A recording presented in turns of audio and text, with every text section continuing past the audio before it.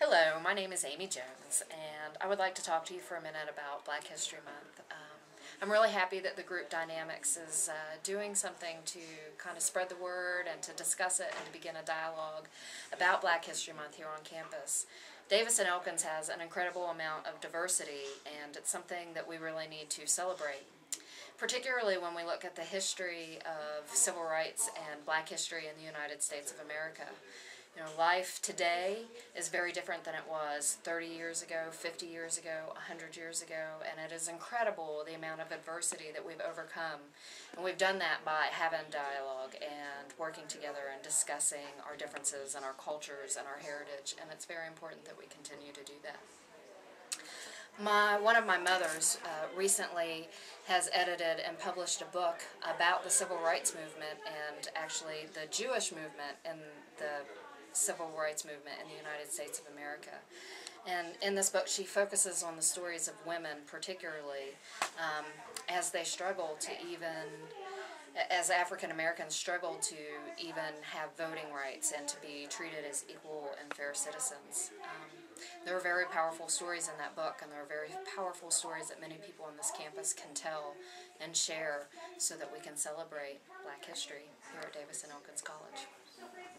My name is Brad Boyd, and I make Black history. At this time, I have the honor to present to you the moral leader of our nation. I have the pleasure to present to you Dr. Martin Luther King, Jr.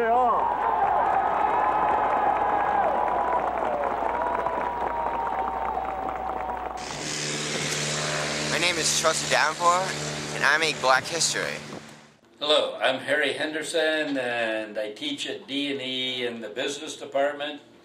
And first, I'd like to say that I think it's good that Dynamix is on campus, a student-led and a student-owned organization trying to do positive things on campus. I think Kuda is doing a very good job as president. He has been a good relief for Elvis Hedji, who was one of the founding members.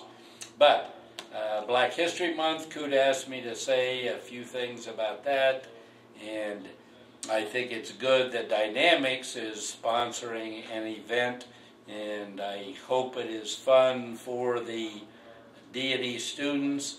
I personally will be happy when we don't have to have a Black History Month and we just all are Americans, and so we don't have to have a special month to celebrate this particular minority in our population. Thanks. I'm Melvin Morrison, and I make Black history. Black History Month. Yeah, good lad. Black history month. Black History Month. Black History Month. Black History Month. Black History Month. Black History Month. Black history month. Black History Month. Black history month. Okay. My name is Kent. I make Black history.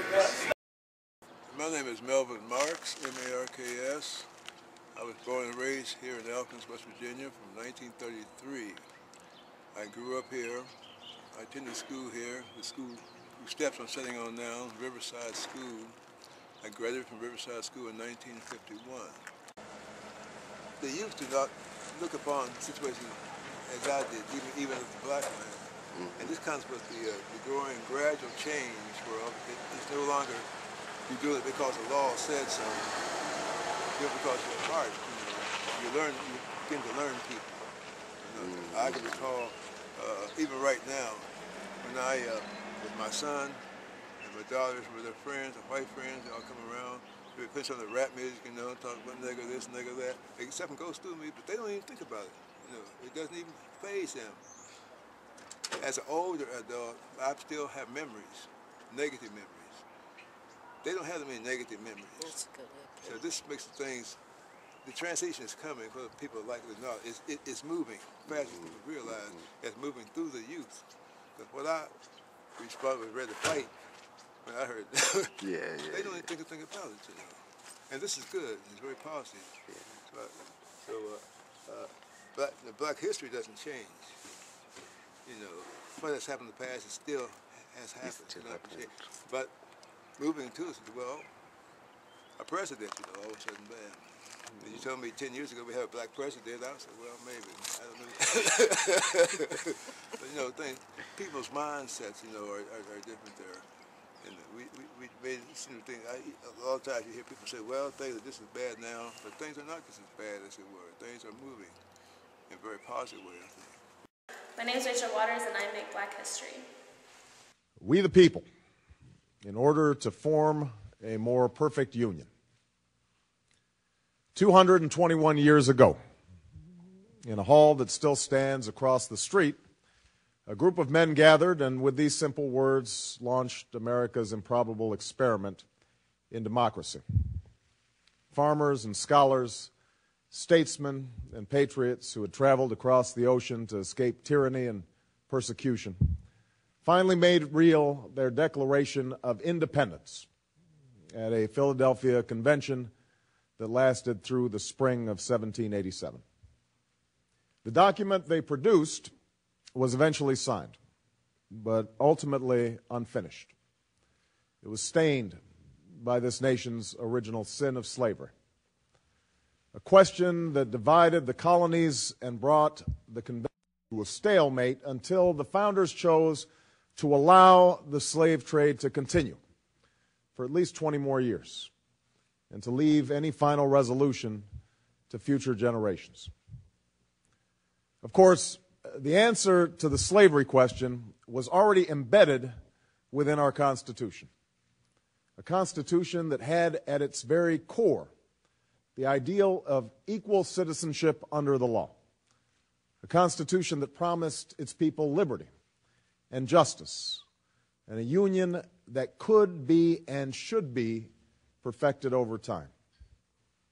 And yet words on a parchment would not be enough to deliver slaves from bondage or provide men and women of every color and creed their full rights and obligations as citizens of the United States. What would be needed were Americans in successive generations who were willing to do their part through protests and struggles on the streets and in the courts, through a civil war and civil disobedience, and always at great risk, to narrow that gap between the promise of our ideals and the reality of their time. This was one of the tasks we set forth at the beginning of this presidential campaign, to continue the long march of those who came before us, a march for a more just, more equal, more free, more caring, and more prosperous America. All right, I'm Wise. I'm J2. We are Vivid Animations, and we make Black history. Boy. Okay. Hi, I'm Rachel. I'm Vicky. I'm Ellie. I'm Kiera. I'm Alicia. I'm Jordan. And we make Black History Month. I am happy to join with you today in what will go down in history as the greatest demonstration for freedom in the history of our nation.